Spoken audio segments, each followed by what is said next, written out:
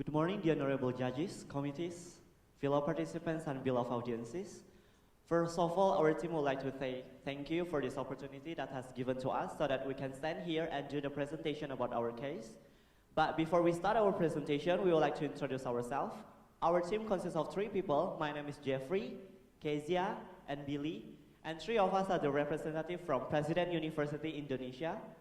Today, we would like to present about our case entitled Logistical Infrastructure Integration of E-Commerce, and in collaboration with President University and A-Commerce. So for today's presentation, we have 4 contents. The first one is e-commerce prospect in Indonesia, and the second one is impacts of and opportunities of e-commerce towards supply chain, which will be explained by me. And my partner, Kezia, will explain about challenges of e-commerce towards supply chain. And the last one, but not least, Billy will explain and sum up the conclusion about our case. So the first one, our team, we have done several research and we got data from several sources. In Indonesia, e-commerce is coming and will grow 10 times larger in the next 5 years. So the first data that we got is, have you done online shopping? The percentage on screen that you see is the percentage of correspondents saying yes. So in 2013, there are 3%, and in the next 5 years, which is 2018, it is increasing from 3% until 30%. We got this source from McKinsey. And then the next data that we got is 46% of online Indonesians who have never shopped online expect to buy online within the next 12 months. And then the second one is 77% of sellers say that a reason for selling online is that there are a lot of people buying online. We also got this data from TNS online shoppers. So the next, I will explain about the impacts and the opportunities of e-commerce towards supply chain. The first one, it is about the impact. As we all can see, e-commerce will bring disruption to the supply chain. So I will explain about the supply chain structure before a company applies e-commerce and after a company applies e-commerce. So the first one, the supply chain structure before a company applies e-commerce is that, as you can see in here, it is the red dot. Just say that it is located in Java Island, Jakarta, the capital city of Indonesia. So in one country, we have like stock hub, we call it. So the red dot is the manufacturer, and then they have the stock hub or distributor. So let's say that they have 5 distributors around the country, let's say in Sumatra Island, Borneo, and etc. And then after that, they will, from the distributor, they will directly send it to the wholesaler, and then after the wholesaler, they will send it to the retailer. And then after the product in the retailer, the consumer or the buyer will come to the retailer to purchase the product. That is the supply chain structure before e-commerce. But after a company applies e-commerce, there is a very huge difference between the system. So this one is the supply chain structure after e-commerce. It is still the same. We have the manufacturer in Java Island or in Jakarta, but this time it's really very different from before e-commerce. So after e-commerce, from the manufacturer, they will send the product directly to the customer. So that means that the company who apply e-commerce, they can create a system that bypass several parties, like I said before, the distributor, the wholesaler, or retailer, and they directly send it to the customer, which can lead the opportunity. That means that everyone can shop anytime, anywhere, and anything. So the next will be presented by my beautiful partner, Kezia. Okay, let's get started to the next part, challenges of e-commerce towards supply chain.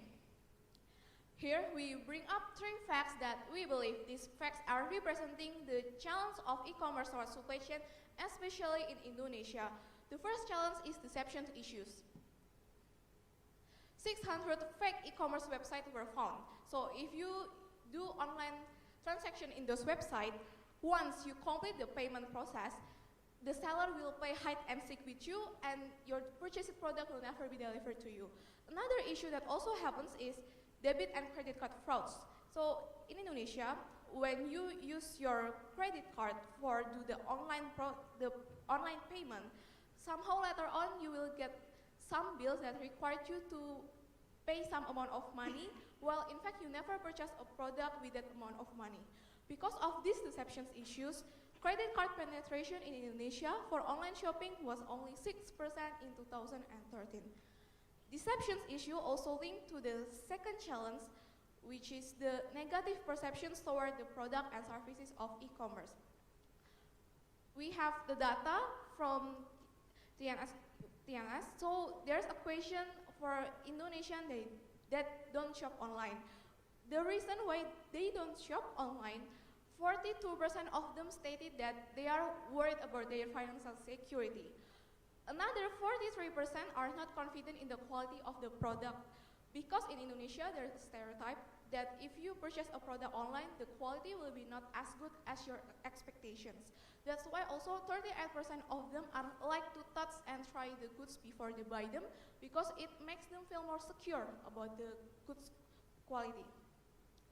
The third challenge is the geographical conditions. Indonesia is an archipelago country. It means that we need more effort to deliver a product from one place to another place. We need to be supported by advanced logistic infrastructure. However, we found that Indonesia is less competitive in terms of infrastructure compared to other Asian countries. For example, this data show that Indonesia is in the 38th rank positions, while other countries, for example here Singapore is the second rank.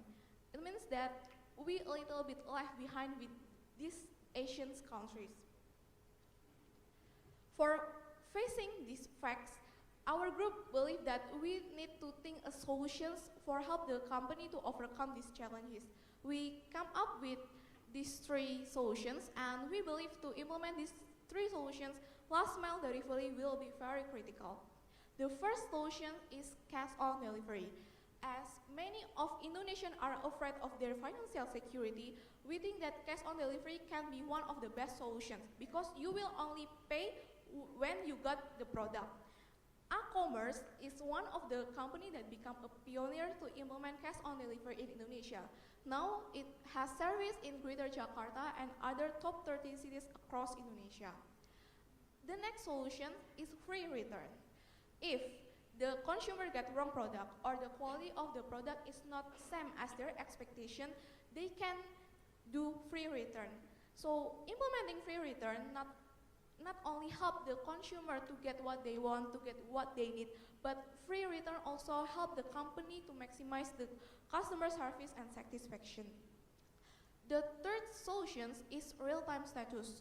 For example, in APSCMC, all of the couriers of e-commerce are equipped with smartphone, and there is an application to be tracked in the live location. So this is the example of the live location of the couriers, and it also allows the couriers to search for direction. So as we know in Indonesia, the geographical structure and the infrastructure is quite complicated, so it can help, the real-time status can help the couriers to get the most accurate and effective direction. And even the manager of the courier in the office can provide support if necessary. We, as the customer, if we are curious about our product, how long does it take for me to get my product, the manager in the office can track the live location of the courier, so they can predict how long will I get my product. And another part of real-time status is it not only help the couriers and the customer, but also help the company to get a real-time status of success of failed delivery. So there will be a report, and it connect with the system in the company, and also the company will be able to get digital signature and photo of the recipient to be a strong proof of the success or failed delivery. We hope these three solutions can help to answer the customer worries, to answer the customer needs, and also help the company to maximize their customer service. For the next presentation will be explained by my partner, Billy. Okay, thank you, Keisha. Now let's proceed to the conclusions. The companies that are not implementing e-commerce as its business setting, they will have some parties involved within the flow of goods from the manufacturers to the customer. Namely, they are warehouse, distributor, wholesaler, and retailer. And with this kind of system, the customer will be required to go to the retailer's place to get the products. On the other hand, when the companies apply e-commerce business settings, when, for instance, the brand owner is the one who apply e-commerce, the goods from the warehouse brand owners could directly flow to the customers without any parties like before. But instead they will replace them by the existence of the system that integrate three things: e-website, e-warehouse, and e-fulfillment center. Those things are simply explained by an example. When the customer browses a website, that website actually has been integrated with the warehouse to check whether the stock is exists. And when the customer has done the payment, which is shown by the process of number 1, the e-fulfillment center will recognize the sales order, and then they will pick up the product from the warehouse, will package it, and deliver it to the customer, which is shown by the graph of number 2. Next, the process of number 1 and number 2 integrated as well, as Keisha has already stated before, and that system called as cash on delivery. So we integrate the process of number 1 into the cash on delivery. The concept is the product, when the product has been delivered, the e-commerce just get the payment. Then our conclusion is the logistic infrastructure integrations is necessarily to be done within the logistic itself or within the logistic and other divisions. The integrations between the logistic is like the integration between the e-warehouse and e-fulfillment center. The integration between the logistic and other divisions is like the e-website and e-warehouse, the integration of e-website and e-warehouse, and as well as the delivery and the finance division that is shown in the cash on delivery. That's all for our conclusions. With that, we would like to show you photos when we conduct an interview with the CEO of e-commerce and when we went to the e-commerce fulfillment center in Jakarta. That's all for our presentations. Thank you. Good day.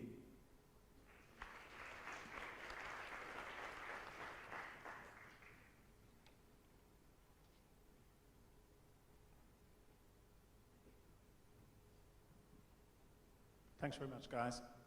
Nice presentation.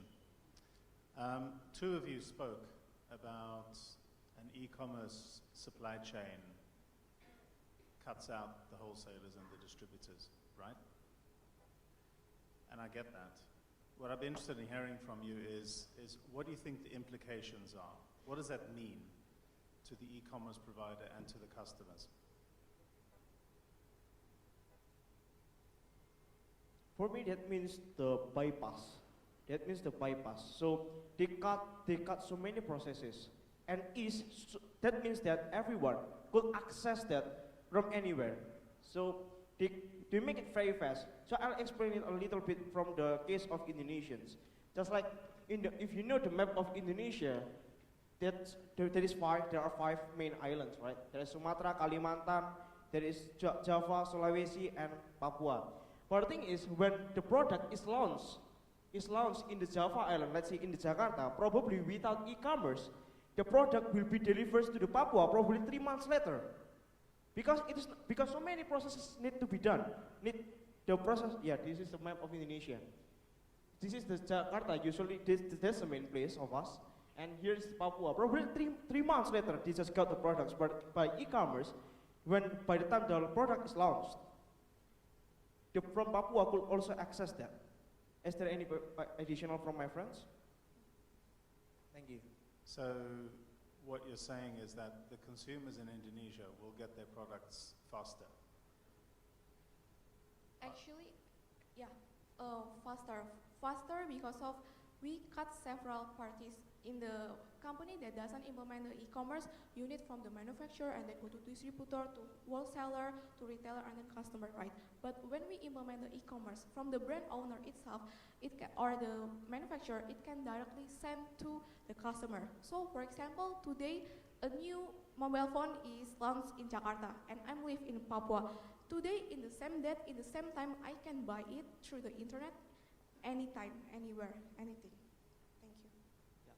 So another point that I would like to add is like, if a company applies e-commerce in Indonesia, that means that everyone in Indonesia can access or buy or purchase that product, because as we know that Indonesia has a huge, I mean like the location is very far. It is from Jakarta, the capital city.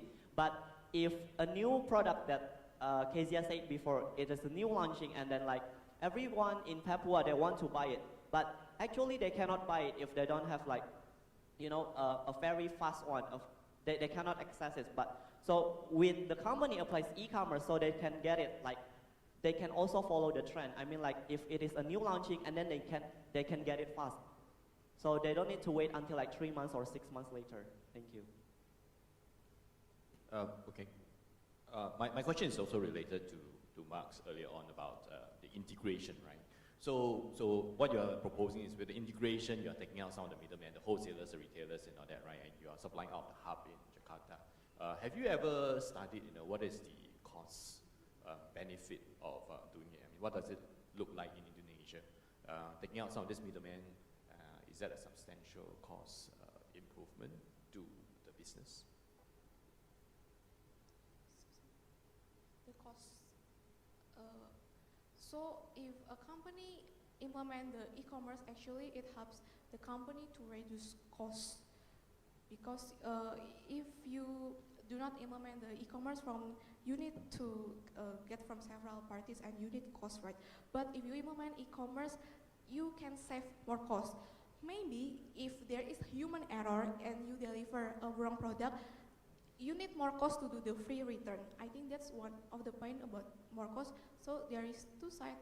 It can save cost, but in the other hand, also we can spend more cost. But I think the proportion is less for spending more cost for the company that implement e-commerce. Any addition from my partner? Okay, thanks for your answer. My next point, not really a question. I just wanted to highlight that in your presentation, you actually highlighted the 3 points around how consumers can be reassured around using e-commerce in Indonesia. I think those are good points. Of course, from my point about cost, right? Things like free returns. When you bring up points, you also need to consider that free returns means you open up for the consumer to just order what they like because they know they can return, and that's actually has a cost impact to the business because they have to bring the product back, they have to bring a new product in exchange. So do consider things like that in e-commerce. Thanks. Thank you very much for your presentation. My question is also related to the 2 gentlemen before me. I've seen your slides on the before and after e-commerce. After e-commerce, you have an e-fulfillment center in Java. My question would be, with the rising consumption via the e-commerce, do you foresee other e-fulfillment centers in other parts of Indonesia? Having understand that the geographical condition in Indonesia is many number of islands. So actually for our company, for the example, is APSCMC, right? Currently, APSCMC, the fulfillment center, actually there's only 2, but those 2 is located all in Jakarta. In next 5 years, actually they planning to open up more fulfillment center like in Bali and in the big island like Sumatra and Kalimantan. But nowadays, still in the Jakarta. However, even though it's only in Jakarta, but APSCMC already successfully deliver 1 day minimum 1,000 product per day. Thank you. Any addition from my partner? Yeah. So actually, the main point why the reasons that e-fulfillment center focus on Jakarta is just because the penetration rate of buying online. Because the penetrations of buying online in Indonesia will more focus on Java Islands instead of in Sumatra, Kalimantan, and other islands. That is why the most suitable place to bring up the e-fulfillment centers, it is in the Jakarta. It is in Java Islands, not necessarily Jakarta. Thank you. Okay, you guys made a good presentation. You have a very challenging environment to work in. I did a bit of a project developing a network studies for Indonesia 2 years back. You have 15,000 islands in this country. East to west is like the width of USA, east coast to west coast. Yeah, it's a big body of water in between. 2 parts to my question. One of your challenges is with regards to payment. How is prepaid cards taking off? Is that a concept that is being utilized in some of your e-commerce companies in Indonesia? That's question 1. Question 2 is the movement of products restricted to a certain size because of the geography and infrastructure. What does it take to be able to bring up the weight or the size of each of the orders by consumer through the e-commerce network because of the limitation of your logistics infrastructure?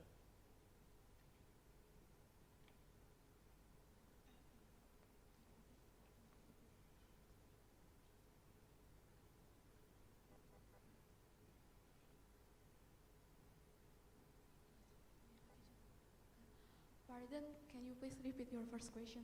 Okay, the first question is regarding payment. Prepaid cards. Instead of cash on delivery, credit card is a bit risky currently. So prepaid cards, the utilization, is it taking off, and do you see a trend there?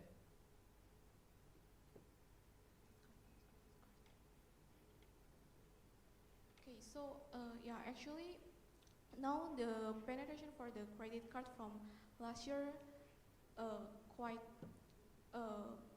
improved, because now actually the main problem why people afraid of the credit card is because of mostly C2C e-commerce. But if we do the e-commerce from the company, from the B2C, like for example Indonesia, there's Salora, Biblioteca, something like that, it's quite safe to use your credit card. Now the number of business B2C that implement e-commerce in Indonesia is increased, and the credit card also is penetration in credit card is also increased right now in Indonesia. So, but to still in Indonesia, we still have like negative perception that it will not be safe.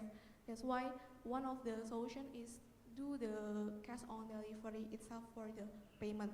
If a company can combine these two solutions, cash on delivery and also the credit card, it will be very helpful for help the customer to pay their purchased product.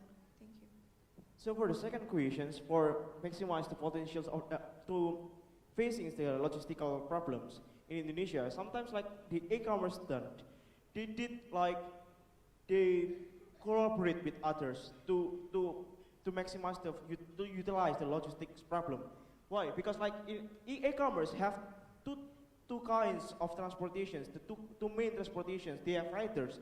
You know that Jakarta is very crowded, right? Jakarta is very crowded. That's one of our problems, logistical conditions. And they have riders. They have motorcycles for small goods. So it is the things for distributions like that. But the thing is, we want to go to other islands. Sometimes they will use 3PL. They will also offshore. They will give it to like DHL or something like that to send it to them. They are not using their own logistics.